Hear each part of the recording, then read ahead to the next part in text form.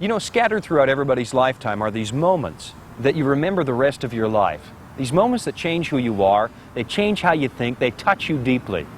And for me, one of those moments was the night that I stood in the waters of baptism with Samantha.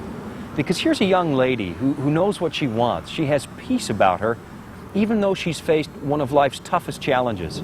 She knew God, and you could just sense it about her. And I know that that didn't just touch me. It touched the congregation that night, too. Some of the people who came in that night, as they filed into the pews, had these somber looks on their faces, and I knew that a lot of them were wrestling with tough issues. Some of them were wrestling with a decision for God. And those somber looks on their faces just melted away as Samantha testified before all of them that she knew God. Somehow she just touched every heart in that room, and she helped people discover a relationship with their Creator that day. It's a moment I'll never ever forget. You know something, years ago when they were renovating the lobby to the Washington Monument, they were pulling the marble panels off the wall, and they discovered some graffiti from the 1800s left behind.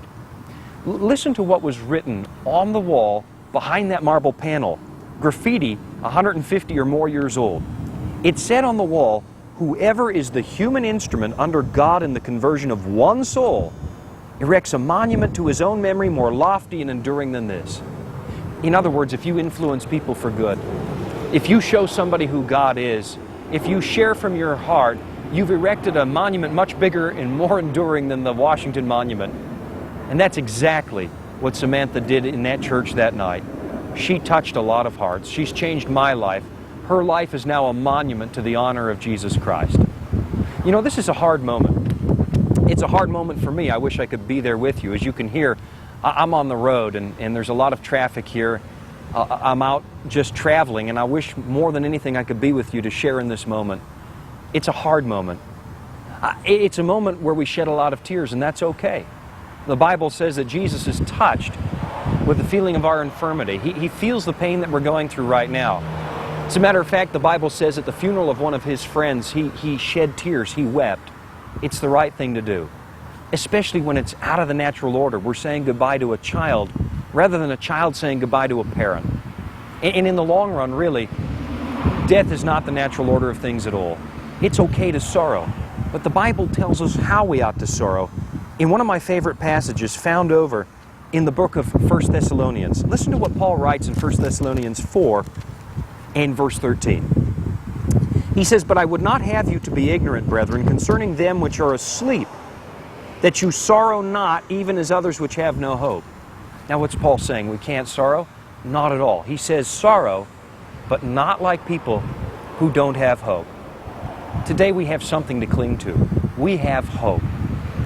Samantha sent the message to me some days back saying, "I'm ready. I know God. I'm ready, and I will see you on the Sea of Crystal." She has that hope. Paul says we have hope. Why? Verse 14. "For if we believe that Jesus died and rose again, even so them also which sleep in Jesus will God bring with him." Paul's saying you can sorrow, but sorrow like people that have hope. This isn't the end. Jesus is coming again. Samantha has hope.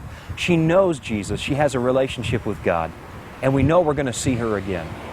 There's a verse I like to share with a lot of people, and I know I shared it with Samantha. Let me share it with you right now. It's in Revelation 21, verse 1. Probably my all-time favorite passage. John writes these words, "And I saw a new heaven and a new earth. For the first heaven and the first earth were passed away, and there was no more sea. And I, John, saw the holy city, New Jerusalem, coming down from God out of heaven, prepared as a bride adorned for her husband.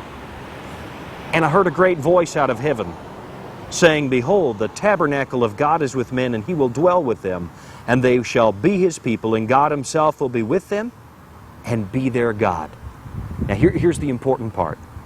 "And God shall wipe away all tears from their eyes, and there shall be no more death, neither sorrow nor crying, neither shall there be any more pain, for the former things are passed away.